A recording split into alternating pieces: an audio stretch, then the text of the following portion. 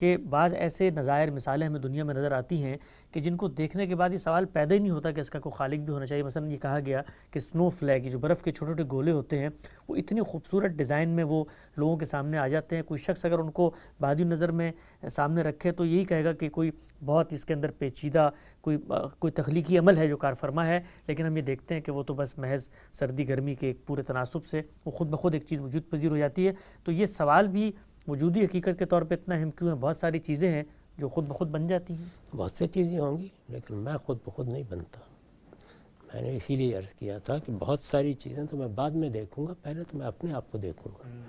میرا بننا میرے مشاہدے کی چیز ہے، وہ ایک وجودی حقیقت ہے، یعنی میں اپنے آپ کو بنتے ہوئے دیکھتا ہوں۔ صورتحال یہ نہیں ہے کہ برف کا ایک گولا میرے سامنے پڑا ہوا ہوتا ہے، اس کی ایک ایک مرحلے سے میں واقف ہوں۔ میں نے اس کی تحلیل کر کے آپ کو بتایا تھا۔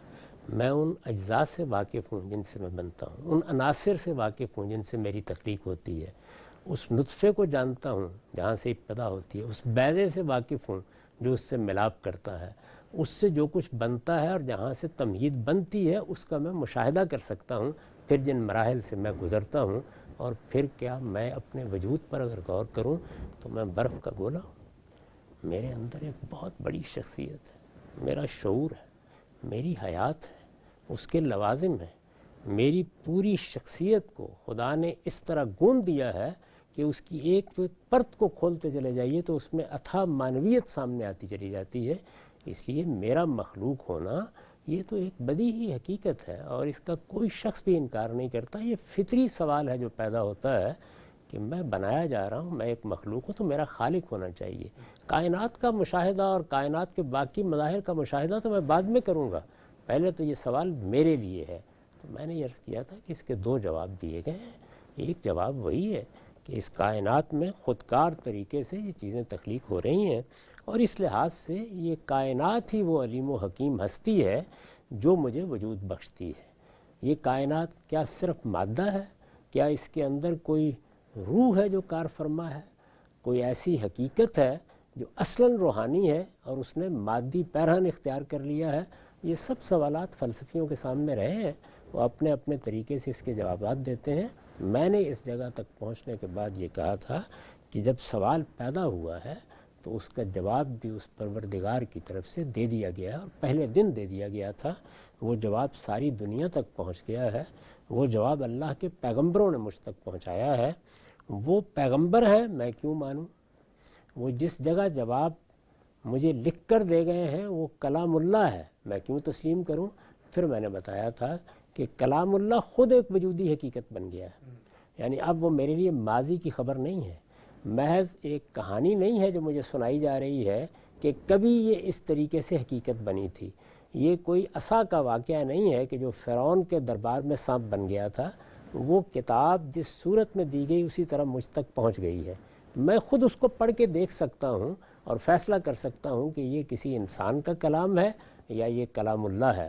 اس کے لیے کیا معیار ہونا چاہیے وہ میں نے خود قرآن سے پیش کر دیا تھا، اس دوسرے مرحلے کا تعارف کرایا تھا۔ یعنی استدلال وہاں کام نہیں ہو جاتا، وہاں تو عقل نے ہاتھ پکڑ کر یہ سوال پیدا کر دیا کہ میں اگر اس درجے کی مخلوق ہوں تو میرا ایک خالق ہونا چاہیے، اور کوئی ایسا خالق ہونا چاہیے جو میری جیسی ہستی کو حیات دیتا ہے، جو میرے جیسی ہستی کو شعور دیتا ہے، اور جو میرے قالب کی ایسی بے نظیر تخلیق کرتا ہے۔ تو ظاہر ہے کہ اس جگہ تک تو عقل نے پہنچا دیا مجھے کہ ہونا چاہیے، لیکن یہ کہ ہے یہ مجھے خبر سے معلوم ہوا، اور یہ پیغمبروں کی خبر ہے۔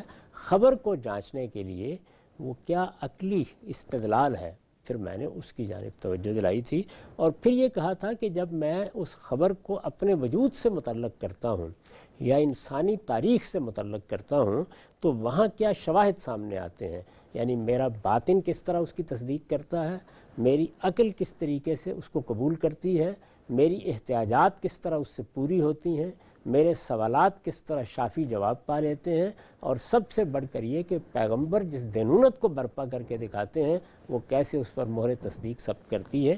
یہ سارے مراحل ہیں جن سے گزرنے کے بعد بھی پھر میں نے یہ کہا تھا کہ ہو سکتا ہے کہ عقلی استدلال یہاں لا کر کھڑا کر دے، اور یہ سارا عمل مجھے وہاں پہنچا دے جہاں میں ایک مثبت رائے قائم کر لوں لیکن قلب کے اطمینان کے لیے پھر مجھے اللہ کی کتاب سے اپنا رشتہ استوار کرنا ہوگا، اس لیے کہ الا بذکر اللہ تطمئن القلوب، یہ اللہ کی یاد دہانی یعنی قرآن مجید ہے، جس کے ساتھ اگر زندہ رشتہ پیدا ہو جائے تو پھر دلوں کو اطمینان حاصل ہوتا ہے۔